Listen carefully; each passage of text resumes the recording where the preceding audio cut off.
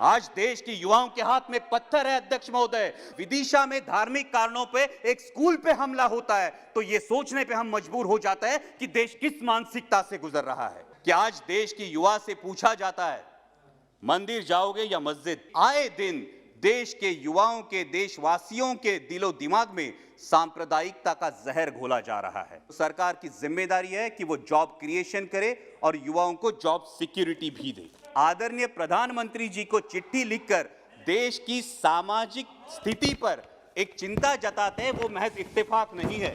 जब मीडिया सरकार से ज्यादा विपक्ष से सवाल पूछता है और देशभक्ति का सर्टिफिकेट सोशल मीडिया पर अंधभक्तों द्वारा दिया जाता है। महामहिम राष्ट्रपति जी ने अपने अभिभाषण में आज़ादी के अमृत महोत्सव की बात की और कल तो इस सदन में एक बहुत ही प्यारे शब्द का इस्तेमाल हुआ, अमृतकाल। और इससे याद आया अध्यक्ष महोदय, बचपन में हम एक खेल खेला करते थे जिसे हम कहते थे विषामृत। तो जिसे विष मिलता था वो बच्चा बैठ जाता था और बाकी लोगों पे जिम्मेदारी होती थी उसे अमृत देके उठाने की। मानो ऐसे लगता है कि इस अमृतकाल में देश की युवा पीढ़ी को विकास की राह छोड़कर सांप्रदायिकता, बेरोजगारी और हेट स्पीचेस का विष देकर बिठाया गया है और उन्हें आइडिया ऑफ इंडिया का अमृत देकर उठाने की जिम्मेदारी न सिर्फ सरकार की है बल्कि हर राजनीतिक पार्टी, हर लोक प्रतिनिधि और हर देशवासी की भी है। राष्ट्रपति जी ने जिस कोरोना काल का उल्लेख किया, उस कोरोना काल से लेके उसके जो अप्रत्यक्ष परिणाम हैं, उनमें दो परिणामों पे हमें गंभीरता से विचार करना होगा। एक है इकोनॉमिक इफेक्ट और दूसरा है एजुकेशनल इफेक्ट। जो इकोनॉमिक इफेक्ट है, भले ही पेपर पे अर्थव्यवस्था उभरती हुई नजर आती हो, लेकिन वास्तविकता में आम देशवासी की क्या परिस्थिति है। लगभग 6.5 करोड़ लोग गरीबी की रेखा के नीचे धकेल दिए जा चुके हैं। 54% लोगों की आय कम हो चुकी है और तकरीबन 60 लाख से अधिक छोटे उद्योगों पर ताला लग चुका है। इस तबके के बारे में हमें गंभीरतापूर्वक सोचना होगा, नहीं तो देश के मध्यम वर्ग को ऐसा लगेगा कि सिर्फ 142 लोगों की जो आय है वो 23 लाख करोड़ से 56 लाख करोड़ होती है, या फिर गरीबों के लिए योजना आती है, लेकिन देश के मध्यम वर्गीय के बारे में सोचा नहीं जाता है। इस पर हमें गंभीरता से विचार करना होगा। इसी के साथ दूसरा अप्रत्यक्ष परिणाम है एजुकेशनल इफेक्ट। अध्यक्ष महोदय, देश का जो भविष्य है, उन बच्चों की जिंदगी से कोरोना काल के चलते हुए मानो शिक्षा और व्यक्तिमत्व विकास के 2 साल जैसे चले ही गए हैं, गायब हो गए हैं। इस देश के भविष्य की जो क्षति हुई है, इस क्षति को भरने के लिए हमें ठोस कदम उठाने होंगे। बात हो रही है कि हर बात डिजिटल होगी, हर बात डिजिटल होगी, लेकिन देश में जो डिजिटल डिवाइड है और इस डिजिटल डिवाइड के चलते हुए जो बच्चे इस शिक्षा से वंचित रह रहे हैं, उनके बारे में भी हमें सोचना होगा। अभिभाषण में स्किल इंडिया मिशन की भी बात हुई अध्यक्ष महोदय, लेकिन किसी भी मिशन का सक्सेस तभी जाना जाता है जब उसके अंतिम उद्दिष्ट की पूर्ति हो, और इसका अंतिम उद्दिष्ट है रोजगार। इस सरकार ने देश के युवाओं से वादा किया था कि हर साल 2 करोड़ रोजगार मिलेंगे, लेकिन अगर आंकड़े देखे जाए तो आज भी देश में 5 करोड़ युवा बेरोजगार है।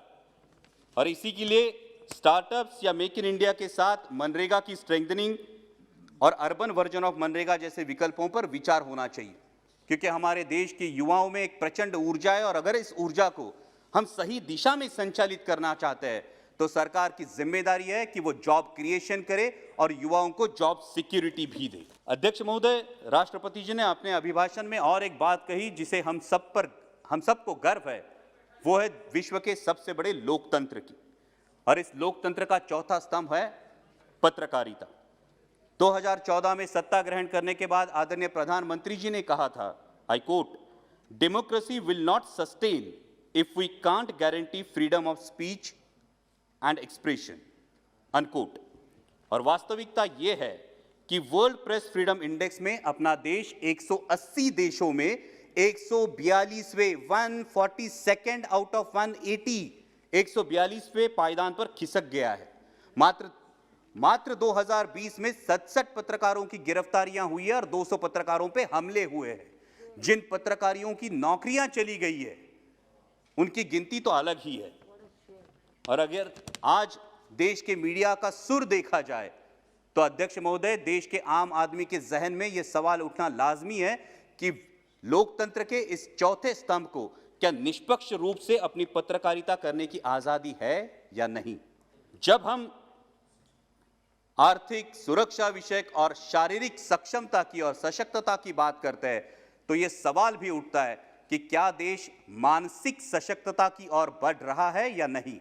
और अगर हम अपने दिल पर हाथ रख के इस सवाल का जवाब दे तो इसका जवाब ना आएगा, क्योंकि आए दिन देश के युवाओं के, देशवासियों के दिलो दिमाग में सांप्रदायिकता का जहर घोला जा रहा है। अध्यक्ष महोदय, मुझे मेरे धर्म पर अभिमान है और हर किसी को होना लाजमी है, लेकिन जब धार्मिक अभिमान का रूपांतर धार्मिक उन्माद में होता है तो वो धार्मिक उन्माद मानवता और देश की अखंडता के लिए निश्चित ही हानिकारक है। जब आईआईएम जैसे इंस्टीट्यूट के प्राध्यापक और विद्यार्थी आदरणीय प्रधानमंत्री जी को चिट्ठी लिखकर देश की सामाजिक स्थिति पर एक चिंता जताते हैं, वो महज इत्तेफाक नहीं है। अध्यक्ष महोदय, जब विदिशा में धार्मिक कारणों पे एक स्कूल पे हमला होता है तो यह सोचने पे हम मजबूर हो जाते हैं कि देश किस मानसिकता से गुजर रहा है।